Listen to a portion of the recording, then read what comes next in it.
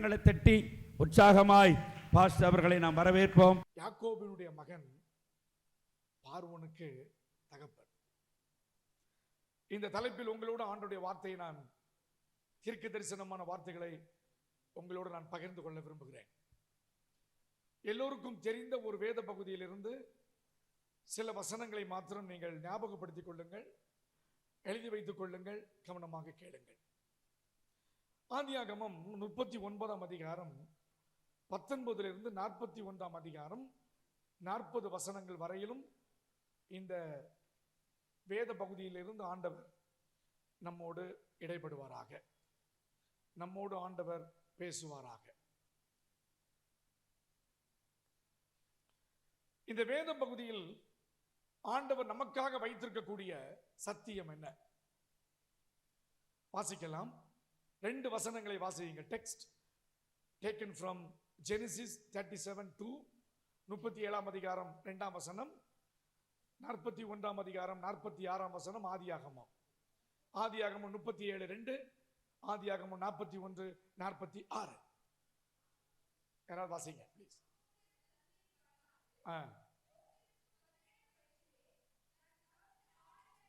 போதும். 17 வயதிலே ஆடுகளை மேய்த்து கொண்டிருந்தான். அடுத்தது, யோசேப்பு எகிப்தின் ராஜாவாகிய பார்வோனுக்கு முன்பாக நிற்கும் போது 30 வயதாயிருந்தான். அவன் 30 வயதாக இருந்தான். ஆண்டவரே, இந்த வசனத்தை ஆசீர்வதித்தருளும். இந்த வசனத்தின் வாயிலாக எங்களோடு நீர் பேசும். இந்த வசனம் எங்களுடைய ஒவ்வொருவருக்கும் ஆன்மீக பலத்தை தர நாங்கள் ஜெபிக்கிறோம். இயேசுவின் நாமத்தில் பிதாவே, ஆமென். ஹல்லேலூயா.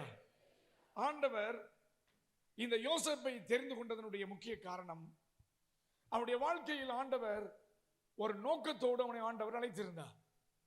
17 வயதில் தகப்பனோடு வாழ்ந்து கொண்டிருந்தான். தகப்பனோடு வாழ்ந்து கொண்டிருந்த இந்த யாக்கோபை ஆண்டவர் தன்னுடைய மகன் மூலமாக இந்த தேசத்திற்கு ஒரு பெரிய ஆசீர்வாதத்தை கொடுக்கிறார்.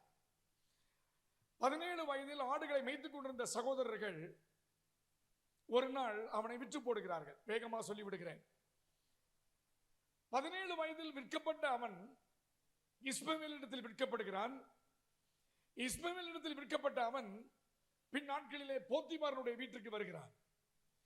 போத்திபாரனுடைய வீட்டிலே அவன் இருக்கும் பொழுது அவனுடைய வாழ்க்கை கிட்டத்தட்ட முடிவுக்கு வருகிறது. 17 வயது என்பது ஒரு அருமையான வாலிப வயது. 17 வயது தன்னுடைய தகப்பனோடு வாழ்ந்தவன் சகோதரனுடைய துன்மார்க்கத்தை சொல்லுகிறான். அதே சமயத்தில் தன்னுடைய வாழ்க்கையில் தேவன் தனக்காக செய்த எல்லாவற்றையும் அவன் சொல்லிக்கொண்டே வருகிறான். ஆண்டவர் அவனுக்கு தரிசனத்தை கொடுக்கிறார், வார்த்தைகளை கொடுக்கிறார். தேவன் அவனுக்காக வைத்திருந்த எல்லா நன்மைகளையும் அவனுடைய வாழ்க்கையில் அனுபவித்துக் கொண்டிருந்த ஒரு குடும்பத்திலிருந்து வந்தவன். திடீரென்று பார்த்தால் அவனுடைய வாழ்க்கையில் ஒரு இருள் கவுகிறதை பார்க்கிறோம். என்ன விதமான இருள் அவனுடைய வாழ்க்கையில் இருந்தது என்பதை பார்ப்போம். அதாவது 17 வயது என்பது ஒரு வாலிப பருவம். இந்த வாலிப பருவத்தில் தனக்காக வைக்கப்பட்டிருந்த, தனக்காக கொடுக்கப்பட்டிருந்த, தனக்காக நியமிக்கப்பட்டிருந்த எல்லா ஆசீர்வாதத்தையும் அவன் பெற்றுக்கொள்ள வேண்டிய ஒரு வயதில் அவனுடைய வாழ்க்கையில் இருள் கவிக்கொண்டது. நான் எல்லாவற்றையும் பேசவில்லை. அவன் வாழ்க்கையில் நடந்த 13 வருட சம்பவத்தை மாத்திரம் உங்களோடு பகிர்ந்து கொள்ள விரும்புகிறேன். I am not going to talk about the total years of his life. Rather, I am going to preach only the 13 years what happened in the life of Joseph. ஒரு மனிதனுடைய வாழ்க்கையில் 2 விதமான இருள் இருக்கும். இந்த செய்தியை கவனமாக கேளுங்கள். 2 விதமான இருள் ஒரு மனிதனுடைய வாழ்க்கையில் இருக்கும். ஒன்று அவுட்டர் டார்க்னஸ், அதாவது வெளியில் இருந்து வரக்கூடிய இருள். வெளியிலிருந்து வரக்கூடிய இருள் என்றால் என்ன? வெளியிலிருந்து வரக்கூடிய இருள் என்பது சூழ்நிலைகள். இந்த சூழ்நிலைகள் எப்படி இருந்தது? இவன் வாழ்க்கை இதற்கு மேல் எதுவும் நடைபெறாது என்கிறதான ஒரு இருள் சூழ்ந்த ஒரு வாழ்க்கை. மற்றொன்று இன்னர் டார்க்னஸ், உலகத்தில் இருக்கக்கூடிய இருளிலே இதுவும் மோசமான ஒரு இருள். அது என்ன இருள் என்றால் நமக்குள்ளே இருக்கக்கூடிய ஒரு இருள். அந்த இருளுக்கு பெயர் என்னவென்றால் லாஸ் ஆஃப் ஹோப். நம்பிக்கையை இழக்கும் ஒரு தருணம். எனக்கு அருமையான கர்த்தருடைய பிள்ளையே, நீ ஆண்டவராகிய இயேசு கிறிஸ்துவை ஏற்ற பின்பு உன்னுடைய வாழ்க்கையினுடைய சூழ்நிலைகள் தேவன் விரும்புவது போல் இல்லாமல் இருக்கலாம், அல்லது உங்களோடு இருந்த சூழ்நிலைகள் உங்களுக்கு ஏற்றாற் போல் இல்லாமல் இருக்கலாம், அல்லது முழு நம்பிக்கையும் இழந்து இதற்கு மேல் எனக்கு ஒரு நம்பிக்கை இல்லை என்ற நிலைமைக்கு நீங்கள் வந்திருப்பீர்கள் என்றால் உங்களுக்கு சொல்லுகிறேன், இதற்கு பின்பாகத்தான் உங்கள் வாழ்க்கையில் நம்பிக்கை உதிக்க போகிறது. நம்பிக்கை இழந்திருக்கிறவர்களுக்கு சொல்லுகிறேன், ஆண்டவரை ஏற்ற பின்பு ஆண்டவராகிய இயேசுவை தன்னுடைய வாழ்க்கையில் ஏற்று அவர்தான் தெய்வம் என்று நம்முடைய வாழ்க்கையில் ஏற்று வாழ்ந்து கொண்டிருக்கக்கூடிய நம்முடைய வாழ்க்கையில் திடீரென்று ஒரு உள்ளத்திற்குள் ஒரு இருள் கவ்வும். அந்த இருள் உன்னுடைய வாழ்க்கையில் நம்பிக்கையை குலைக்கும். இதற்கு மேலாய் என்னால் எதுவும் செய்ய முடியாது என்ற நிலைமைக்கு நம்மை கொண்டு செல்லும். என் வாழ்க்கை முடிவுக்கு வந்துவிட்டது என்கிற நிலைமைக்கு வரலாம். அது வியாதியாக இருக்கலாம், பலவீனமாக இருக்கலாம், குடும்பத்தின் சூழ்நிலைகளாக இருக்கலாம். இவைகள் நம்மை புரட்டி போடுவது போல் இருக்கும். மறந்து விடாதிருங்கள், உங்களுக்கென்று கொடுத்த வேத வசனமும் உங்களுக்காக ஆண்டவர் ஏற்படுத்தின கர்த்தருடைய வார்த்தையும் இன்றும் ஜீவன் உள்ளதாக இருக்கிறது. இருளுக்குள்ளும் அது வெளிச்சத்தை கொடுக்கக்கூடியதாக இருக்கிறது. இருளுக்குள் ஒரு நம்பிக்கையை கொடுக்கக்கூடிய வேத வசனமும் வாக்குத்தத்தமும் உங்கள் வாழ்க்கையில இருக்கிறது என்பதை மறந்து விடாதிருங்கள். அநேக நேரங்களில் என்னுடைய வாழ்க்கையில் நம்பிக்கை அற்று இருக்கும் பொழுது உங்களோடு ஆண்டவர் பேசின தரிசனத்தை எண்ணி பாருங்கள், உங்களோடு ஆண்டவர் சொன்ன வார்த்தைகளை எண்ணி பாருங்கள். உங்களுக்காக ஆண்டவர் கொடுத்த வார்த்தைகள் நிமித்தமாக ஒரு நாள் உன்னை நான் உயர்த்துவேன் என்று சொன்ன அந்த வேத வசனங்களை கொண்டு ஆண்டவர் உங்கள் குடும்பத்தை ஆசீர்வதிப்பாராக. நன்றாய் புரிந்து கொள்ளுங்கள் வாலிபர்களே, வாலிப தங்கச்சிமார்கள், புரிந்து கொள்ளுங்கள். என்னுடைய வாழ்க்கை இந்த வாலிப நாட்களில் என்னுடைய வாழ்க்கை எப்படி அமைய போகிறது என்று நீங்கள் கேட்டால் உங்களுக்கு முன்பாக இருக்கக்கூடிய நல்ல உதாரணம் யோசேப்பு. பாருங்கள், யோசேப்பினுடைய வாழ்க்கையில் இந்த இருள் சூழ்நிலையை அவன் எப்படி மாற்றிக்கொண்டான் என்பதை உங்களோடு பகிர்ந்து கொள்ள விரும்புகிறேன். நம்பர் 1, ஆதியாகமம் 39:21 வாசியுங்கள். Genesis chapter 39:21. கர்த்தரோ யோசேப்போடு வைத்து திரைச்சாலை தலைவனுடைய தயவு அவனுக்கு கிடைக்கும்படி செய்தார். போதும், திரைச்சாலையினுடைய தலைவனுடைய தயவு அவனுக்கு கிடைக்க செய்தார். இவன் இருப்பது எங்கே? சிறைச்சாலை. இவன் இருப்பது சொர்க்கத்தில் இல்லை. இவன் இருப்பது ஒரு நல்ல இடத்தில் இல்லை. இவன் இருக்கும் இடமானது யாரும் விரும்பாத, யாரும் பிரியப்படாத ஒரு இடத்தில் ஆண்டவர் உங்களுக்காக வேலை செய்கிறார். அல்லேலூயா. நன்றாய் புரிந்து கொள்ளுங்கள். God is working on behalf of you. உங்களுக்காக தேவன் வேலை செய்து கொண்டிருக்கிறார். எப்படி என்றால், அந்த சிறைச்சாலையில் இருக்கும் பொழுது ஆண்டவர் சில மனிதர்களை ஏற்படுத்துகிறார். God allowing some people to help you. இக்கட்டான நிலைமை வரும் பொழுது உங்களோடு ஆண்டவர் இடைபடுகிறார் என்று சொன்னால், ஆண்டவர் இடைபடுவதற்கென்று ஒரு சிலரை ஆண்டவர் உங்களுக்காக ஏற்படுத்துவார். அல்லேலூயா. கண்ணுக்கு தெரியாத நபர்களாக இருக்கலாம், நீங்கள் பார்க்காத நபராக இருக்கலாம். இவரிடத்தில் எனக்கு உதவி வரும் என்று நீங்கள் நினையாத இடத்தில் இருந்து கர்த்தர் ஒரு நபரை உங்களுக்காக ஏற்படுத்துவார். அல்லேலூயா. ஒரு சிறைச்சாலை தலைவனை சிறைக்குள்ளே இருந்த ஆண்டவர் ஒருவனை ஏற்படுத்தி இருப்பார் என்று சொன்னால், இந்த தேசத்தில் நீங்கள் வாழும் பட்டணத்தில் நீங்கள் இருக்கும் உங்கள் குடும்பத்தில் உங்களுடைய தேவைகளை சந்திப்பதற்கென்று கர்த்தர் ஒருவனை எழுப்புவார். ஆண்டவர் உங்களோடு எழுப்புவார். மறந்து விடாதிருங்கள். அநேக நேரங்களில் நம்முடைய வாழ்க்கை எப்படி இருக்கு என்று சொன்னால், எனக்கு எவரும் உதவி செய்ய முடியாது. All the time we have a negative attitude, negative mentality, negative ideas all filled with our heart and mind. அநேக நேரத்தில் நம்முடைய இருதயத்திற்குள்ளே தேவன் விரும்பாத, யாருக்கும் தெரியாத, புலப்படாத, எவரும் விரும்பாத சில சிந்தனைகள் நமக்குள் இருந்து நம்மை தாக்கிக் கொண்டிருக்கின்றன. சொல்லுங்கள், எனக்கென்று என் தேவன் ஒரு வகையில் வேலை செய்து கொண்டிருக்கிறார். Even though if you are in a darkness, God is working on behalf of you. ஆண்டவர் இருளிலே உங்களுக்காக வேலை செய்து கொண்டே இருக்கிறார். அல்லேலூயா. மனிதர்கள் பார்ப்பது இருள், மனிதர்கள் பார்ப்பது இருள், மனிதர்கள் பார்ப்பது சூழ்நிலை, மனிதர்கள் பார்ப்பது இயலாமை. ஆனால் தேவன் பார்ப்பது இந்த இயலாமைக்கும் மேலே நான் இருக்கிறேன் என்பதை நிரூபிக்கிற ஆண்டவராக இருக்கிறார். ஆமென் சொல்லுங்க பார்க்கலாம். ஆண்டவர் எப்படி நிரூபிப்பார்? ஆண்டவர் எப்படி நிரூபிப்பார்? How he will prove that I am with you. நான் உன்னோடு இருக்கிறேன் என்பதை ஆண்டவர் எப்படி நிரூபிப்பார் என்றால், தான் விரும்பினதை விரும்பும் மக்கள் மூலமாக தேவன் செய்வதற்கு போதுமானவராக இருக்கிறார். அல்லேலூயா. ஆகவே தான் வேதம் சொல்லுகிறது, உன் நினைவுகள் என் நினைவுகள் அல்ல. நீங்கள் நினைத்தால் அந்த நினைப்பு ஒரு குறிப்பிட்ட லிமிட்டுக்கு மேல போகாது. அது இன்னும் சுருக்கமாக சொல்லுகிறேன். சிறைச்சாலைக்கு போனவனுக்கு என்றைக்காவது மகுடம் கிடைக்க வாய்ப்பு உண்டா? இல்லை. சிறைச்சாலைக்கு சென்றவன் ஒருபோதும் மேலே வர முடியாது. சிறைச்சாலைக்கு சென்றவன் ஒன்று மரித்து போக வேண்டும், அல்லது அவனுடைய வாழ்க்கை அதற்கு மேல் வருவதற்கு வாய்ப்பில்லாத நிலைமை இருக்கும். ஆனால் இங்கே ஆண்டவர் இந்த 13 வருட காலத்தில் அவனோடு இடைப்பட்டு அவனை ராஜ தகுதி உண்டாக்கவும் ராஜாங்கத்தை ஆளுவதற்குரியதான வாய்ப்பை சிறைச்சாலையிலே ஆண்டவர் ஏற்படுத்தினார்.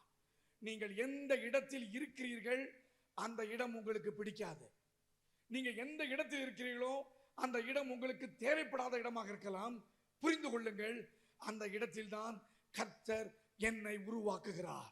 அந்த இடத்தில் தான் கர்த்தரின் வாழ்க்கையை செதுக்குகிறார். அந்த இடத்தில் தான் கர்த்தர் அவர் விரும்புகிறதை என் வாழ்க்கையில் செய்ய விரும்புகிறார். அல்லேலூயா. எத்தனை பேர் நம்புறீங்க என் வாழ்க்கையில ஆண்டவர் ஒரு காரியத்தை செய்வதற்கு அவர் நேரம் எடுத்துக்கொண்டிருக்கிறார்? உங்களுக்கு தெரியுமா, God is taking time. God is taking time to make you a better person. நீங்கள் சிறந்தவர்களாக மாற வேண்டும் என்பதற்காக ஆண்டவர் நேரம் எடுத்து உங்களை செதுக்கி கொண்டு வருகிறார். என்னை ஆண்டவர் பலமுடவனாக மாற்றுகிறார். என்னை சாதாரண மனிதனாக அல்ல, அசாதாரணமான மனிதனாக என்னை மாற்றுகிறார். அவர் விரும்புகிறபடி என்னை மாற்றும் பொழுது எனக்கு சங்கடங்கள் ஏற்படலாம். ஆனால் அவர் விரும்புகிறதை நிறைவேற்றுவதற்கு என்னை ஒப்பு கொடுத்தால் அவருடைய வாழ்க்கையில் நான் ஆசீர்வதிக்கப்பட்டவனாக இருப்பேன். ஆமென். இரண்டாவதாக 39ஆம் அதிகாரத்தில் 22ஆம் வசனத்தை வாசியுங்கள். சிறைச்சாலை தலைவன் சிறைச்சாலையில் வைக்கப்பட்ட யாவரையும் யோசேப்பின் கையிலே ஒப்புவித்தான். போதும். யோசேப்பினுடைய கரத்திலே அவன் ஒப்புவித்தான். ஏன் ஒப்புவித்தான்? வேலையின் மூலமாக யோசேப்பு மதிக்கப்படுகிறான். Joseph honored God in his work as a prisoner. சிறைச்சாலையில் கர்த்தர் அவனை உயர்த்தினார். பக்கத்தில் உள்ளவங்க பார்த்து சொல்லுங்க, பக்கத்தில் உள்ளவங்களை பார்த்து சொல்லுங்க, சிறைச்சாலையில் ஆண்டவர் ஒருவனை உயர்த்த முடியுமா? முடியுமா? இப்ப தானே சொல்றீங்க முடியும்னு. பைபிள் படிச்ச பிறகு உங்களுக்கு தெரியுது. உலகத்தில் நடக்குமா? அது நடக்காது. ஆனா வேதம் சொல்லுகிறது God honored him. நல்லா புரிஞ்சுக்கோங்க. அந்த வேலைக்கு அவனை தலைவனாக ஆண்டவர் வைத்தார். அந்த வேலை செய்வதற்கு அவனை ஒரு சிறந்த மனிதனாக ஆண்டவர் வைத்ததற்கு காரணம் God honored him. நல்லா புரிஞ்சுக்கோங்க. அந்த வேத வசனத்தை நீங்கள் நன்றாக வாசியுங்கள். சிறைச்சாலை தலைவன் சிறைச்சாலையில் வைக்கப்பட்ட யாவரையும் யோசேப்பின் கையிலே ஒப்புவித்தார். அங்கே அவர்கள் செய்வதெல்லாவற்றையும் யோசேப்பு செய்வித்தான். இப்போ சிறைச்சாலையில் அவனுக்கு ஒரு ப்ரமோஷன் கொடுக்காங்க. என்ன ப்ரமோஷன்? அவன் செய்த வேலையில கர்த்தருடைய கரம் இருந்தது. நீங்க எந்த வேலையில செய்றீங்க முக்கியம். நீங்கள் எந்த ஒரு வேலையை செய்தாலும் அந்த வேலையில் கர்த்தர் இருக்கிறார். சொல்லுங்க பார்க்கலாம். நான் ஆசிரியராக இருந்தாலும் அந்த வேலையில் கர்த்தர் இருக்கிறார். சாதாரண கூலி தொழிலாக நான் இருந்தாலும் கர்த்தர் அதிலே இருக்கிறார். நான் செய்யும் வேலைகளில் கர்த்தர் இருப்பார் என்பதற்கு சாட்சி என்னவென்றால் உங்களுடைய உயர்வு. சத்தமா சொல்லுங்க, ஒரு ஆமென் சொல்லுங்க பாப்போம். இருளுக்குள்ளே ஒரு உயர்வு உண்டாகும். விரும்பாத இடத்தில் ஒரு உயர்வு உண்டாகும். யாரும் தேடாத இடத்தில் ஒரு உயர்வு உண்டாகும். யாருக்கும் தெரியாத இடத்தில் ஒரு உயர்வு வாழ்க்கையில உண்டாகும். அந்த உயரை காண்பதற்கு ஒருவேளை உன்னுடைய சகோதரர்கள் இல்லாமல் இருக்கலாம், சகோதரிகள் இல்லாமல் இருக்கலாம், பெற்றோர்கள் இல்லாமல் இருக்கலாம், யாரும் உன்னை பார்க்க முடியாது. ஆனால் இருக்கும் இருளான இடத்திலும் ஆண்டவர் ஒரு உயர்வை உன் வாழ்க்கையில கொஞ்சம் கொஞ்சமாக கொடுத்து கொண்டே இருப்பார். யோசேப்புக்கு வயசு 17 வயசுல அவ்வளவு பெரிய பொறுப்புக்கு வரணும்னா விளையாட்டு கிடையாது. 17 இருந்து அந்த 30 வயசுக்குள்ள அவன் வாழ்க்கையில் ஆண்டவர் வேலை செய்ய ஆரம்பிக்கிறார். மனசுக்குள்ள எப்பவுமே ஒன்னு புரிஞ்சுக்கோங்க, God is working on behalf of me. எனக்காக தேவன் வேலை செய்து கொண்டே இருக்கிறார். ஆண்டவர் மௌனமா இல்லை. நம்ம ஆண்டவர் தூங்கி கொண்டிருக்கவில்லை. நம்முடைய ஆண்டவர் உன் நினைவாகவே இருக்கிறார். அல்லேலூயா. அப்படிதான் பைபிள் சொல்லுது, அவர் என் நினைவாகவே இருக்கிறார். என்னை ஆசீர்வதிக்க வேண்டும் என்றதான நினைவுடையவராக இருக்கிறார். என்னுடைய வாழ்க்கையை அவருடைய கரத்தில் அர்ப்பணம் பண்ணப்பட்டிருக்கிறபடியினால் அவர் என்னை ஆசீர்வதிக்கப்பட வேண்டும் என்பதனுடைய நினைவு அவருக்கு எப்பொழுதுமே உண்டு.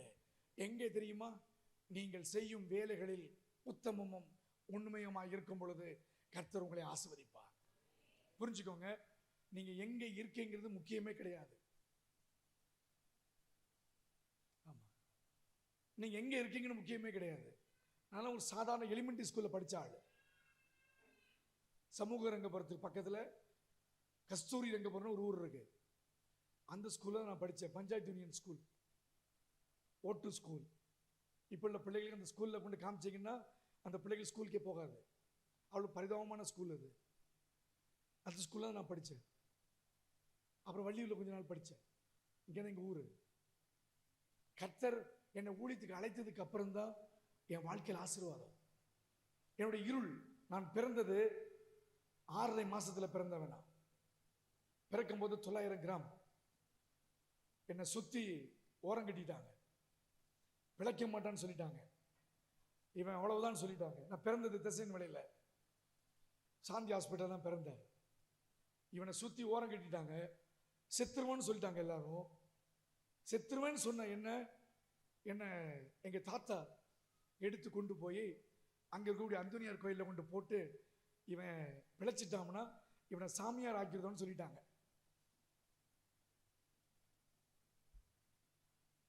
கர்த்தர் எனக்கு உயிரை கொடுத்தார். இருளில் இருந்த என்னை ஆண்டவர் தொட்டார். இருளின் பாதாளம் என்னை கவ்வியிருக்க வேண்டும்.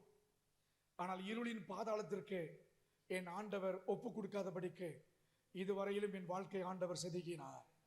உங்கள் வாழ்க்கையும் ஆண்டவர் செதுக்குவார். இருள் ஒரு நாள் மாறும். என்னை பத்தி சொல்லும்போது சொல்லுவாங்க, எனக்கு எந்த அறிவே கிடையாதுன்னு சொல்லுவாங்க. சுத்தமா அறிவு கிடையாதான்.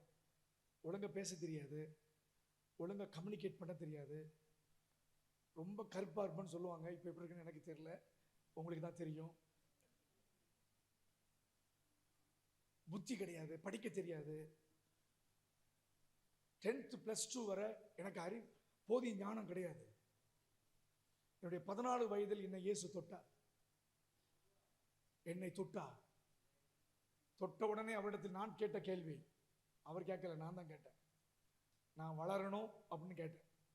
என் 10ஆம் வகுப்பு 12ஆம் வகுப்பு வரையில் நான் எவ்வளவுதான் இருப்பேன். Short man, very short. புத்தியும் கிடையாது, உடம்பு வளர்ச்சியும் கிடையாது. Short man, short. ஆண்டவர்கிட்ட கேட்ட முதல் கேள்வி, நான் வளரணும். அடுத்த கேள்வி, எனக்கு அறிவு வேணும். 2 கேள்வி ஆண்டவர்கிட்ட நான் கேட்டேன். 2ஐயும் ஆண்டவர் எனக்கு கொடுத்தார்.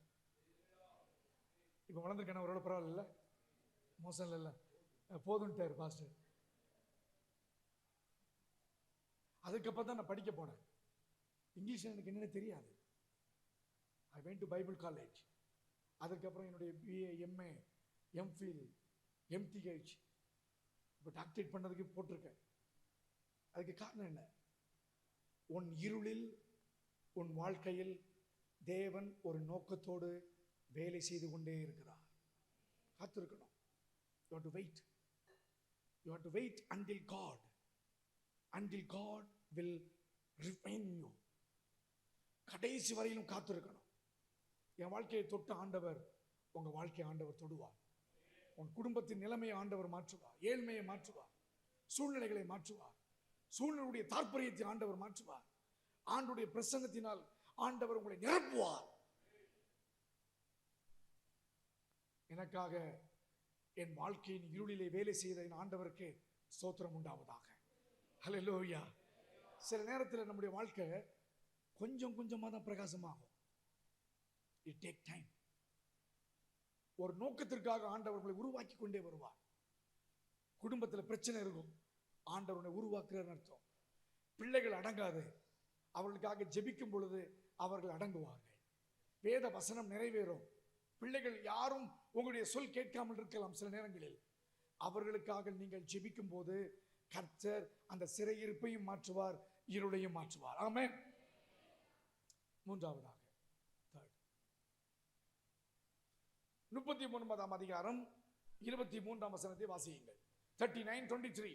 கர்த்தர் அவனோடு இருந்தபடினாலும் அவன் எதை செய்தானோ அதை கர்த்தர் வாய்க்க பண்ணினபடினாலும் அவன் வசமாயிருந்த யாதொன்றையும் குறித்து சிறைச்சாலை தலைவன் விசாரிக்கவில்லை.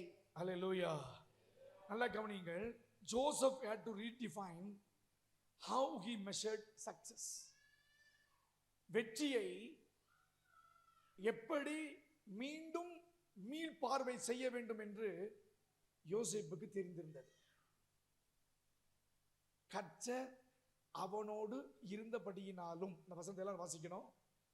இருந்தபடியினாலும், கமா, அவன் எதை செய்தானோ அதை கர்த்தர் வாய்க்க பண்ணினபடியினாலும் அவன் வசமாயிருந்த யாதொன்றையும் குறித்து சிறைச்சாலை தலைவன் விசாரிக்கவில்லை. The keeper of the prison looked not to anything that was under his hand, because the Lord was with him, and that which he did, the Lord made it to prosper. அவன் எதையெல்லாம் செய்தானோ அது எல்லாம் ஆசீர்வதிக்கப்பட்டது. நல்ல கரமைட்டு சொல்லுங்க, ஆண்டவரே நான் கையிட்டு செய்கிற எல்லாவற்றையும் நீர் ஆசீர்வதிப்பதற்காக ஸ்தோத்திரம். நான் இருளிலே இருக்கேன் என்று நினையாதபடிக்கு என் வாழ்க்கை ஆசீர்வதிக்கப்படுகிறதை நான் நினைத்து நான் ஆண்டவருக்கு நன்றி செலுத்துகிறேன். ஆமென். ஹல்லேலூயா.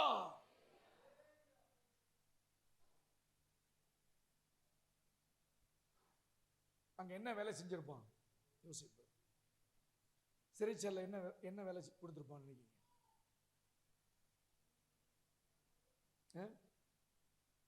சிறைச்சாலைக்கு போயிருக்கீங்களா யாராவது? தியாகிகள் மாதிரி போயிருக்க கூடாது.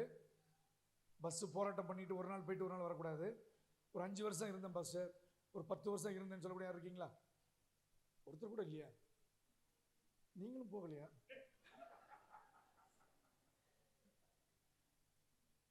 அடுத்த கேள்வி நீங்க கேட்கீங்க, நீ போயிருக்கியான்னு கேட்கீங்க. நான் போகல. நீங்க 2 பேரும் போகல, நானும் போகல. பக்கத்துல போலீஸ் ஸ்டேஷன் இருக்கு. நல்லா கவனிங்க. சிறைச்சாலையில் போன உடனே தம்பி வாங்கினா சொல்லுவான், போடா அப்படின்பான். அசிங்கமான வார்த்தையை சொல்லி தான் முதல்ல வெல்கமே இருக்கும். சிறைச்சாலைக்கு போன உடனே வெல்கம் எப்படி இருக்கும்? ஒரு 5 கெட்ட வார்த்தையை தொடர்ந்து பேசி உங்களை வெல்கம் பண்ணுவான். உள்ள போய் அடிப்பான், மிதிப்பான். That is not nice place. நல்ல இடம் கிடையாது. அந்த நல்ல இடத்துல, நல்ல இல்லாத இடத்துல ஒரு நல்லவன் போகும்போது அந்த இடம் நல்ல இடமா மாறணும். யோசேப்பு ஒரு ஆபிரகாமுடைய கிரேட் கிராண்ட்சன், ஈசாக்கு தாத்தா, யாக்கோபு அப்பா. இந்த வழியில வந்த ஒரு குடும்பத்தில் இருக்கக்கூடிய ஒரு பையன் தப்பான வழிக்கு போக மாட்டான். நீங்கள் ஒவ்வொருவரும் கர்த்தரை என்றைக்கு தெய்வமாக ஏற்றிருக்கிறீர்களோ அன்றைக்கே நீங்கள் ஆண்டவருடைய பிள்ளையும் ஆபிரகாமுடைய வித்துவமாக இருக்கிறீர்கள். வசனத்தை படிக்கும் பொழுது அந்த சிறைச்சாலை தலைவன் அவன் வசமா இருந்த எதையும் கேட்கலையா? ஏன் கேட்கல? அவன் கரெக்டா தான் செய்வான். அவன் மேல பழுது இருக்காது. அவன் எதை செய்தாலும் அவன் சரியாதான் செய்வான் சொல்லும் போது நீங்கள் புரிந்து கொள்ள வேண்டிய காரியம் என்னவென்றால், அங்கே கர்த்தர் அவனை ஒரு தலைவனாக உருவாக்கினார். Hallelujah. God raised him as a leader. God have given a quality of the leadership. அவனுக்குள் ஆண்டவர் ஒரு தலைமைத்துவத்தை அவனுக்குள் வைத்து அவனை அங்கே ஆண்டவர் உருவாக்கினார். Hallelujah. நீங்கள் ஒவ்வொருவரும் உருவாகும் இடம் தேவனுடைய திருச்சபை. நீங்கள் ஒவ்வொருவரும் உருவாகும் இடம் உங்கள் தனிப்பட்ட வாழ்க்கை. நீங்கள் ஒவ்வொருவரும் உருவாகும் இடம் உங்கள் குடும்ப ஜெபம். நீங்கள் ஒவ்வொருவரும் உருவாகும் இடம் உங்கள் ஆவிக்குரிய வாழ்க்கையில் ஜெபமும் வேத வாசிப்பும். கர்த்தருக்கென்று நீங்கள் நிற்கும் உபவாசத்திலே கர்த்தர் உங்களை சிறந்தவனாக மாற்றுவாராக. சிறந்தவனாக ஆண்டவர் உங்களை மாற்றுவார். நிறைய நேரங்கள்ல நம்ம நினைப்போம், பாஸ்டர் என் வாழ்க்கையில என்னைக்கு ஒரு உயர்வு கிடைக்கும் அப்படின்னு நீங்க கேட்டீங்கன்னா, அந்த உயர்வுக்கு சில வழியை சொல்றேன் கேளுங்க. ஒரு மனிதனுடைய வாழ்க்கையின் உயர்வு அடிமட்டத்திலிருந்து ஆரம்பிக்க வேண்டும். எத்தனை பேர் சபையில வந்து பாய் போடுறீங்க? பாய் இங்க இல்லை நினைக்க, ஒன்லி பியூட்டிஃபுல் கிரானைட்ஸ். இதை தொடச்சி மாப் பண்றது யாரு? மாப் பண்றது இது நல்லா தொடச்சி மாப்பிங் பண்ற சனிக்கிழமை வந்து தொடச்சி ஜன்னல் எல்லாம் தொடச்சி ஸ்பீக்கர்லாம் ரெடி பண்றது யாரு? ஒரே அம்மா தானா? நீங்களும் எதுக்கு இருக்கீங்க இந்த வாலிப பிள்ளைகள்லாம்? அடுத்த வாரத்தில் நான் இங்கே இருப்பேன் சனிக்கிழமை.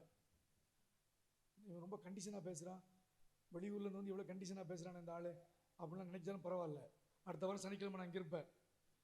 எல்லா வாலிபர்களும் வந்து சபையை துடைக்கணும், சுத்தப்படுத்தணும், சேரை ஒழுங்கு பண்ணணும், ஸ்பீக்கரை வைக்கணும், எல்லாம் ஒழுங்குபடுத்தணும். பண்ணுவீங்களா பண்ண மாட்டீங்களா? பண்ணுவீங்களா பண்ண மாட்டீங்களா? ஹலோ, பண்ணுவீங்களா? அசைய மட்டுக்கு பேரண்ட் விட மாட்டீங்களோ? உங்க ஊர் ரொம்ப தூரத்தில் இருக்கா?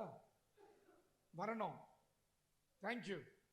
வந்து சபையினுடைய வேலையை நீ தொட்ட அடுத்த நாள் உனக்கு வேலை கிடைக்கும். You will get promotion. You will get promotion. You take it as a God's word. When you started to work in the church, definitely God will work on behalf of you.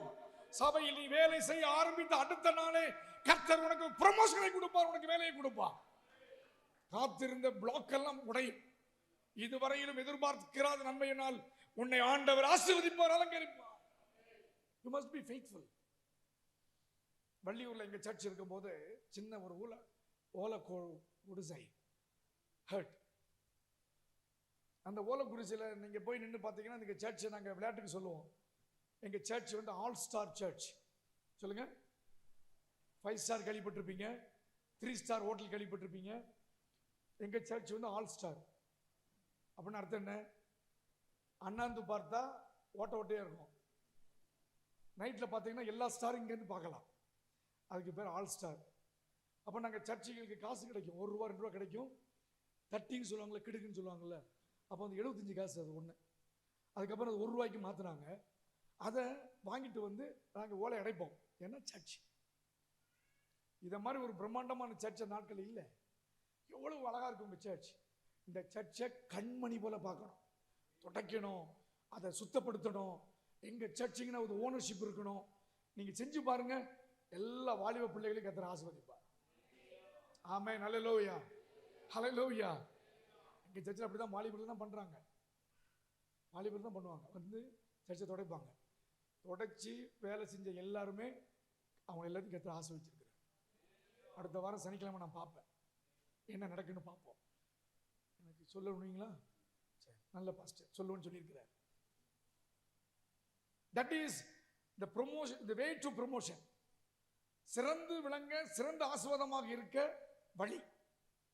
தீர்மானம் பண்ணுங்க. ஆராதனை முடிஞ்ச உடனே ஓடிடக்கூடாது. இருந்து சேரெல்லாம் ஒழுங்கு பண்ணி ready பண்ணி சுத்தப்படுத்தி சர்ச் எப்பொழுதுமே நீட்டா இருக்கணும். எப்பவுமே இங்க வந்து ஆராதனை நடக்கணும், இப்படி இருக்கும், எல்லாம் நீட்டா இருக்கணும். இது ஆண்டவர் விரும்புகிறார். Why? Because that is the way God always looking you and me to do some good work. செய்வீங்களா? அடுத்தது 5 4 37ஆம் அதிகாரத்தின் 6 7 8 வசனத்தை வாசியுங்கள். ஏசா தன் மனைவிகளையும் 37:6-7-8. அவன் அவர்களை நோக்கி, நான் கொண்ட சொப்பனத்தை கேளுங்கள். நாம் வயலில் அறுத்த அரிகளை கட்டி கொண்டிருந்தோம். அப்பொழுது என்னுடைய அரிக்கட்டு நிமிர்ந்திருந்தது, உங்கள் அரிக்கட்டுகள் என் அரிக்கட்டை சுற்றி வணங்கி நின்றது என்றான். இதை தொடர்ந்து நீங்க வீட்டில் வாசிக்கோங்க. இதிலிருந்து அறிந்து கொள்ள வேண்டியது என்னவென்றால், Joseph had a hope because he trust God and to fulfill the dreams before his slavery. தேவன் அவனுக்கென்று கொடுத்த தரிசனம் நிறைவேறும் என்ற நம்பிக்கையை அவன் வைத்துக் கொண்டே இருந்தான்.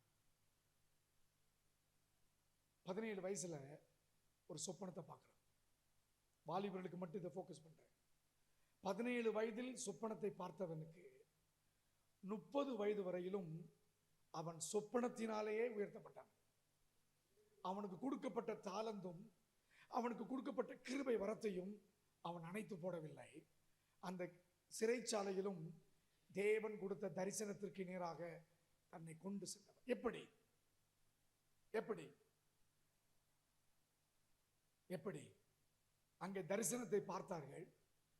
தரிசனத்தை பார்த்தவர்கள் எல்லோரும் இவனிடத்தில் விளக்கம் கேட்க ஆரம்பிக்கிறார்கள்.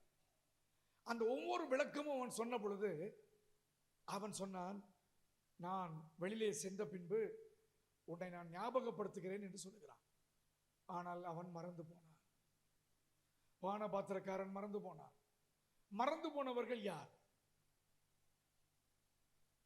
யோசேப்பை மறந்தவர்கள் யார்? யோசேப்பை மறந்தவர்கள் அவனுடைய தகப்பன் மறந்திருக்க வேண்டும். எப்படி என்றால், சரீர அளவில் இனிமேல் அவனை பார்க்க முடியாது என்ற அளவில் அவன் மறந்திருக்க கூடும். ஆனால் நினைவு அவனுக்குள் இருந்து கொண்டே இருந்தது. இரண்டாவது, அவனுடைய சகோதரர்கள் மறந்து போனார்கள். எத்தனை சகோதரர்கள்? 10 பேர். 10 பேரும் மறந்து போனார்கள். 10 பேர் தானே? 10 பேர் தானே? ஓகே, 11 இவர் சேர்த்து 10 பேரும் மறந்து போனார்கள். ஆனால் அவர்கள் மோசமானவர்கள். எப்படி? சகோதரனை விற்று அவன் மரித்து போனான் என்ற ஒரு பொய்யை 13 வருட காலங்கள் சொல்லாமலே இருந்த சகோதரர்கள். நமக்கெல்லாம் வாய் சும்மா இருக்காது. அங்க ஒன்று நடந்தா அடுத்த நேரத்தில் ஒரு ஆட்ட சொல்லலைன்னு நமக்கு தூக்கம் வராது. என்ன, இப்போ இவர் ஒன்று சொல்லிட்டாருன்னா அதை நாம் சொல்லாமல் நம்மளால இருக்க முடியாது. அது சொன்னாலும் தூக்கமே வரும். ஆனால் இந்த 13 வருஷம் இந்த 10 பசங்களும் சொல்லாமலே இருந்தாங்க. இவனை பற்றி நீங்க பைபிளை படிச்சீங்கன்னா, இவர்கள் கொடுமையான ஆட்கள். யார் நல்லவன் கிடையாது. 10 பேரும் மோசமான ஆள். அவன் ஒருத்த கொல்லாதங்க இவனை கொல்லுங்க, வெட்டாதடனா வெட்டணுங்கிறான். கொடுமையான ஆட்கள். இந்த கொடுமையான ஆட்களுக்குள் 13 வருடம் தகப்பனுடைய பக்கமே போகாம அப்படியே இருக்கிறான். யோசேப்பு எங்கடா? செத்துட்டான்பா. ஆடு மேய்க்க போகும்போது கேட்பான், என் மகனை பார்த்தீங்களாடா? செத்துட்டான்பா. இவனுங்களுக்குள்ள சண்டை வரும். அப்பவும் சொல்லியிருப்பான், போட்டு கொடுத்துருவான் அப்பாட்ட, நீ ஜாக்கிரதையா இரு அப்படின்னு சொல்லியிருப்பான். டேய் சொல்லாதடா, நம்ம எல்லாருக்கும் மானம் போயிடும். அப்படியே ஆயக்கட்டி கொண்டு போயிட்டான். 13 வருடங்கள். 13 வருடங்கள் சில பாவங்கள் நம்மை நெருக்கி கொண்டே இருக்கும். 13 வருடங்கள் நம்முடைய வாழ்க்கையில் ஏதோ ஒன்று நம்மை தட்டிக்கொண்டே இருக்கும். ஏதோ ஒரு விஷயத்தினால் நம்முடைய ஆவிக்குரிய வாழ்க்கையில் நாம் பின்தங்கி இருப்போம். ஏதோ ஒன்று உன்னுடைய ஆவிக்குரிய வாழ்க்கையில் தடையாகவே இருந்து கொண்டிருக்கிறது. பாவமாக இருக்கலாம், சாபமாக இருக்கலாம், அல்லது யாரோ ஒருவர் சொன்ன வார்த்தையாக இருக்கலாம். அவைகள் எல்லாவற்றையும் இந்த இரவிலே ஆண்டவர் மாற்ற விரும்புகிறார், பகலிலே மாற்ற விரும்புகிறார். சகோதரர்களால் மறக்கப்பட்ட யோசேப்பு என்னுடைய செய்தியினுடைய 2வது பகுதி இது. Forgotten stages in the life of Joseph. அங்கிருந்து ஜெயிலர், சிறைச்சாலை தலைவன் மறந்துட்டான். கப்பேரர், பானபாத்திரக்காரன் மறந்துட்டான். போத்திபார் வீட்டுக்காரங்க மறந்துட்டாங்க. ஆனா போத்திபார் மனைவி மட்டும் ஞாபகம் வச்சிருப்பார். புரியுது உங்களுக்கு? அது போத்திபார் வீட்டில் எல்லாரும் மறந்துட்டாங்க. ஆனால் போத்திபாருடைய மனைவிக்கு மட்டும் ஞாபகம் இருந்துச்சு. ஏன்னா அவனால தான் உள்ளே போயிருக்கான். அப்போ யோசிப்பை கண்டுபிடிப்பதற்கு எவருமே இல்லை. உங்கள் வாழ்க்கையிலும் உங்களுக்கு உதவி செய்வேன் என்று சொன்னவர்கள் மறந்திருப்பார்கள். நீங்கள் நம்பினவர்கள் உங்களை மறந்திருப்பார்கள். உங்களுக்கு சொத்தை தருகிறேன் என்று சொன்னவர்கள் தரமாட்டேன் என்று மறந்திருப்பார்கள். உங்களுக்கென்று வர வேண்டிய நன்மையான ஈவுகளை யாரோ ஒருவர் தடை செய்து அது இன்றளவுக்கும் கண்டுபிடிக்க முடியாமலே இருந்திருக்கலாம். இதற்கு மேல் என் வாழ்க்கையில் ஒன்றும் இல்லை என்கிறதான ஒரு நிலைமைக்குள் நீங்கள் வந்திருக்கலாம். மறந்து போகாதிருங்கள், உங்கள் வாழ்க்கையில் ஒரு விடிவு காலத்தை ஆண்டவர் வைத்திருக்கிறார். உங்களுக்கென்று தேவன் கொடுத்த தரிசனமும் உங்களுக்கென்று தேவன் கொடுத்த இந்த அற்புதமான வரங்களும் ஒரு நாள் கிரியை செய்ய ஆரம்பிக்கும். அல்லேலூயா. 17 வயசுல பார்த்த தரிசனம் 30 வயசுல தான் வேலை செய்ய ஆரம்பிக்கும். இந்த மறந்து போனேன்னு சொன்ன தெரியுமா, அந்த ஜெயிலர் அண்ட் கப்பேரர்ஸ், அதுல ஒருத்தனுக்கு ஞாபகம் வருது. ராஜா, அந்த சிறைச்சாலையில் ஒருத்தன் இருக்கிறான், ஒரு பையன். அவன் எல்லாத்தையுமே சொல்றான். அவனை கொண்டு வரட்டுமா? நல்ல கவனிங்க. உங்களை மறந்து இந்த ஊர்ல கொண்டு வந்து உங்களை நிறுத்தி உனக்கு எல்லாமே நான் செய்வேன்னு சொன்னவங்க எல்லாம் இதுக்கு இருக்க மாட்டாங்க. 2 ஊழியக்காரர்களும் சேர்த்து எனக்கும் சேர்த்து சொல்றேன், உங்களுக்குமே சேர்த்து சொல்றேன். கல்யாணம் முடிச்சு உங்களை வீட்டில் விட்டு போன சகோதரன் கூட திரும்பி பார்த்துருக்க மாட்டான். உங்களோட பிறந்த அக்கா தங்கச்சி கூட உங்க வீட்டை நீயும் வாசல்ல மிதிக்காம இருக்கலாம். உங்களோட உடன் பிறந்தவர்கள் இன்று வரைக்கும் நீ எப்படி இருக்கிறாய் என்று கூட கேட்காமல் இருக்கலாம். இயேசுவின் நிமித்தமாக நீங்கள் அதிகமாக நீங்கள் பாதிக்கப்பட்டிருக்கலாம்.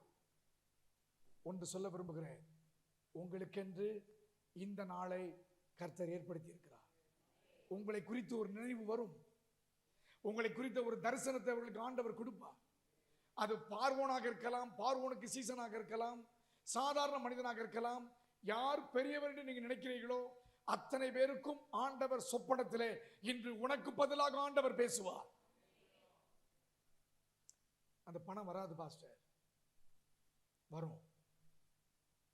அந்த பணம் வராது, இந்த வாழ்க்கை அமையாது, என் பிள்ளையினுடைய வாழ்க்கை இதோட முடிஞ்சிச்சு, கட்டி கொடுத்தேன், அந்த பிள்ளை வீட்டில் வந்து உட்கார்ந்துருக்கிறா, என் வாழ்க்கையை பார்க்கும் பொழுது நரகமாக இருக்கிறது அப்படின்னு நீங்க சொன்னீங்கன்னா உங்களுக்கு சொல்லிட்டு போறேன்.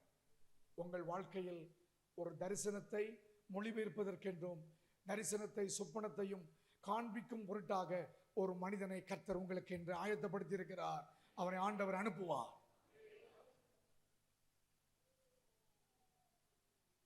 நான் சொல்லட்டுமா?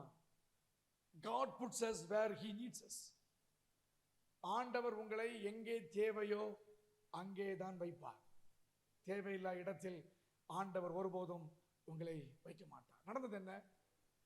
இப்பதான் இந்த பிரசங்கத்துடைய முக்கியமான அம்சத்தை சொல்ல விரும்புறேன். இதுவரையிலும் அவனை யாரும் நினைவில் இல்லை. நினைவுபடுத்தப்படாத யோசேப்பை சிறைச்சாலையிலிருந்து கொண்டு வரும் பொழுது அவன் ராஜாவுக்கு முன்பாக 30 வயது வாலிபனாக அவனை பிரசன்ட் பண்றாங்க. He is a 30 years young man. He is a prisoner. ஒரே நாளில் நடந்த வாழ்க்கையை நான் சொல்ல விரும்புகிறேன். அவன் வந்தவுடன் அவன் தரிசனத்தை பார்க்கிறான். தரிசனத்தை பார்த்த அந்த பார்வோனை பார்த்து பார்வோன் சொல்றான், பார்வோனுக்கு முன்பாக சொல்றான், நீ பார்த்த தரிசனம் இதுதான். உன் வாழ்க்கையிலும் உன் தேசத்திலும் 7 வருடங்கள் பஞ்சமும் 7 வருடம் செழிப்பு இருக்கும் என்று அவன் சொல்லி இருந்தால் அவனுக்கு என்ன கொடுத்திருப்பாங்க தெரியுமா? ஒரு செயின் கொடுத்திருப்பாங்க, ஒரு தங்க பதக்கம் கொடுத்திருப்பாங்க, அல்லது ஒரு நம்ம ஒரு பாசையில் ஒரு 1 கிலோ தங்கம் கொடுத்திருப்பாங்க. கொடுத்துட்டு தேங்க்யூ வெரி மச்னு சொல்லி அனுப்பியிருப்பாங்க. அதையும் தாண்டி அந்த யோசேப்பை அவன் பக்கத்திலே வைப்பதற்கு காரணம் என்ன தெரியுமா? He not only revealed the dreams, rather more than that, he also given that explanation of the dream, and also he given the recommendation how to government to be run. அவன் ஒரு தீர்க்க தரிசனத்தை சொன்னது மாத்திரமல்லாமல் இனிமேல் வரக்கூடிய அரசாங்கம் இப்படித்தான் இருக்க வேண்டும் என்கிறதான அறிவுரையும் அந்த பார்வோனுக்கு வழங்கினபடினால்தான் அந்த பார்வோன் இவனை ஆசீர்வாதமாக நடத்தினான். வெறுமையா சொல்லிட்டு போக கூடாது. அவன் எக்ஸ்பிளைன் பண்றான். நீ என்ன செய்யணும், மக்கள்கிட்ட தானியத்தை வாங்கணும், அதை சேர்த்து வைக்கணும், சேர்த்து வச்சு மக்களுக்கு தேவை ஏற்படும் போது நீ கொடுக்கணும் அப்படின்னு சொல்லி அவனுக்கு எக்ஸ்பிளனேஷன் கொடுக்க கொடுக்க கொடுக்க கொடுக்க அவன் வாயிலிருந்து ஒரு வார்த்தை வருது, இவனை போல தேவ ஆவியை பெற்ற வேறு ஒரு மனிதன் உண்டோ? அல்லேலூயா. உங்களை பார்க்கும்போது சொல்லணும், நீ இன்டர்வியூல போய் நிற்கும் போது உன்னை பார்த்து சொல்லணும், இந்த பெண் அருமையானவர்கள், மற்றவர்களை விட சிறந்த பெண்ணாக இருப்பதற்கு காரணம் இந்த பெண்ணோடு கர்த்தர் இருக்கிறார். இந்த வாலிபன் சென்று ஒரு காரியத்திற்காக நிற்கும் பொழுது உங்களை பார்த்து சொல்ல வேண்டும், கர்த்தர் இவனோடு கூட இருக்கிறார். அதற்கு காரணம் எல்லாரை பார்க்கல இவன் ஞானமுடையவன். கர்த்தருக்கு ஸ்தோத்திரம் உண்டாவதாக.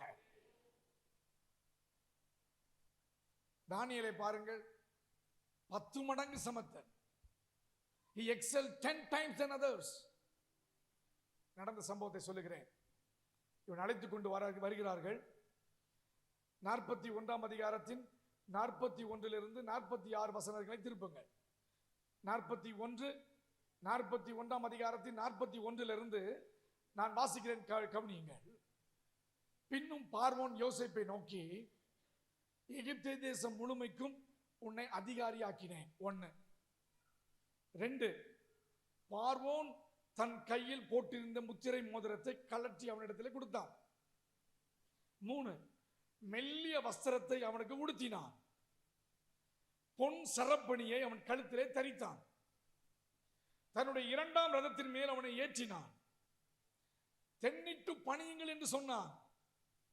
எகிப்து தேசம் முழுவதற்கும் அதிகாரியாக வைத்தான்.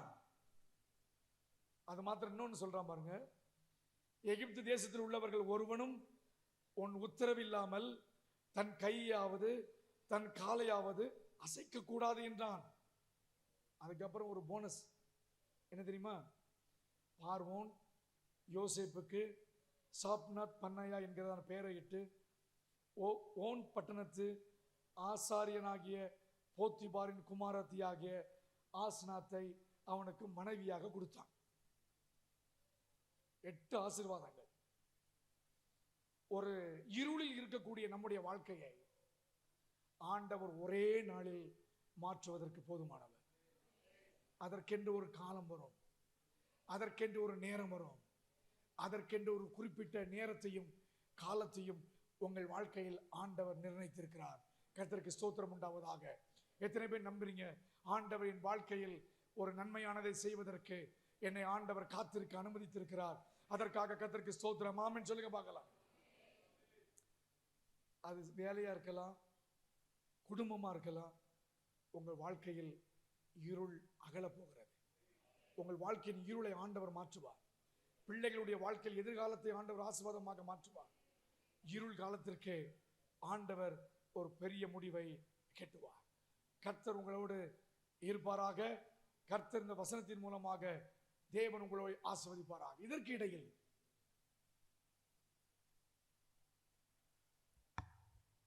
பார்வோன் கிங், யோசேப்பு prime minister. Prisoner became prime minister. அவங்க அப்பாவுக்கு ஒரு செய்தி போது, அந்த நாட்டில் மட்டும் தானியம் கிடைக்கும், அங்க போய் தானியம் வாங்க போங்க. வரிசையா வராங்க. Cut short my story. எல்லாரும் வராங்க. வந்த உடனே 10 பேரையும் சிறைச்சாலையில் தள்ளி அவனால் கொலை செய்ய முடியும்.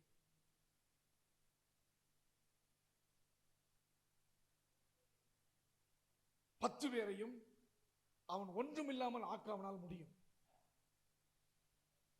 ஆனால் வந்தவர்கள் அனைவரும் 3 முறை அவனை வணங்குகிறார்கள். தீர்க்க தரிசனம் நிறைவேறிற்று. உங்கள் வாழ்க்கையில் தேவன் கொடுத்த வார்த்தைகள் எல்லாம் நிறைவேறித்தான் ஆகும், நிறைவேறாமல் இருக்காது. அதை நிறைவேறுவதற்கு காலங்கள் எடுக்கும். தாமதமாகும், ஒருவேளை கொஞ்ச காலம் பிடிக்கும், ஆனால் முடிவிலே அது நிறைவேறும். நல்ல சத்தமா கரங்களை தட்டி ஆண்டவரே உமக்கு நன்றின்னு சொல்லுங்க.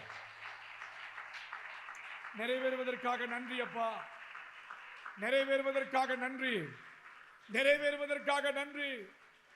நல்ல கவனிங்க, சின்ன விருப்பமா இருந்தாலும் அதை நிறைவேற்றுவார், பெரிய விஷயமாக இருந்தாலும் ஆண்டவர் நிறைவேற்றுவார். இது நிறைவேறுவதற்குரிய காலம். இந்த காலத்தில் ஆண்டவர் நிறைவேற்றியே தீருவார், நிறைவேற்றியே தீருவார், நிறைவேற்றியே தீருவார். உனக்கென்று ஒரு செய்தியை ஆண்டவர் வைத்திருக்கிறார். எல்லோரும் உன் பக்கமாக வந்து பணிவார்கள்.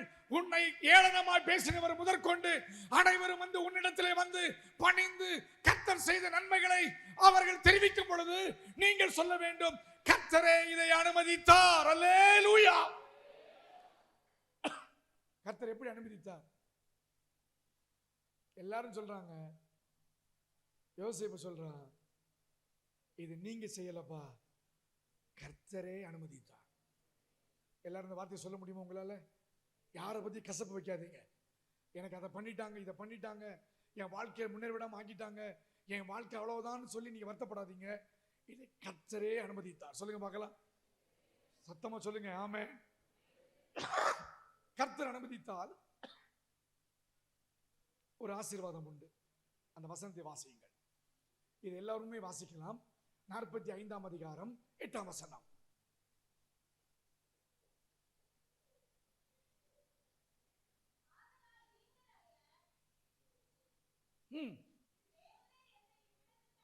எல்லாரும் வாசிக்கீங்களா?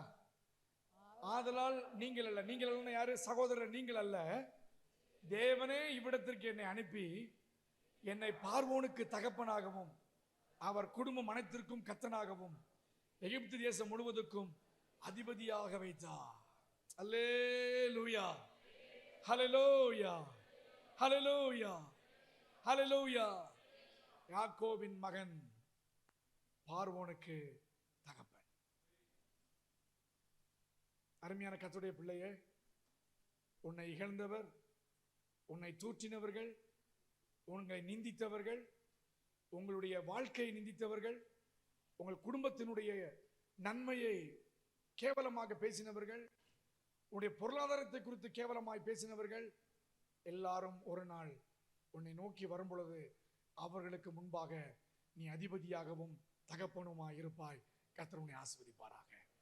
God bless you. Amen.